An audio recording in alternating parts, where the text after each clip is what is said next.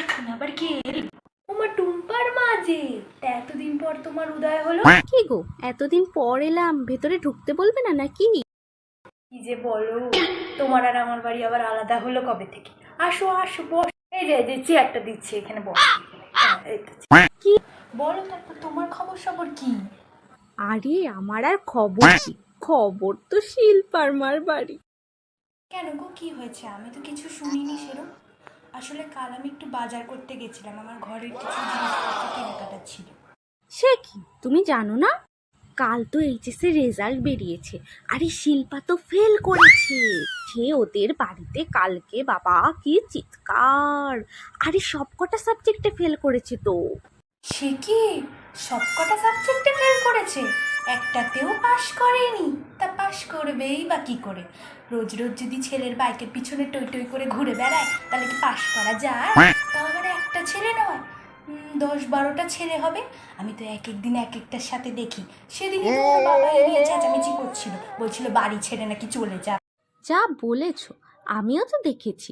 এক একদিন এক একটা ছেলের বাইকের পেছনে উঠে ঘুরতে যায়। আমরা কি কিছু বুঝি না নাকি?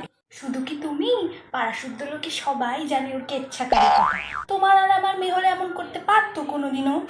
যা বলেছ গো, ঠ্যাং না ভেঙে রেখে দিতাম, আর বাইরে বেরোনোর সাহসই পেত না। এই কারণেই তো আমি আমার মেয়েকে বাড়িতে একটা টিউশন দিয়েছিলাম।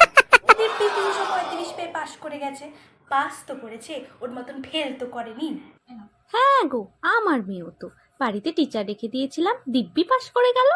ওর মাকে জিজ্ঞেস করলে বলে মেয়ে নাকি র্যাপিডোতে যায়, সেই র্যাপিডো করেই যায়, আবার সেই র্যাপিডো করেই আসে। এতে নাকি সময় বাঁচে পড়াশোনার জন্য। তো এটা সময় বাঁচানোর নমুনা, সবকটা সাবজেক্টে ফেল।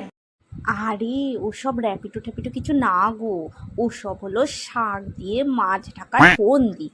আমরা যেন কিছু বুঝি আমরা না। যেন ঘাসে মুখ গুজে চলি। যাকে বাদ দাও।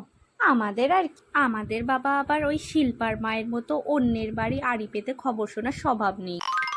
গো, আমাদের অত সময়ও নেই অন্যের বাড়িতে কান পেতে কি হচ্ছে সেটা শোনার।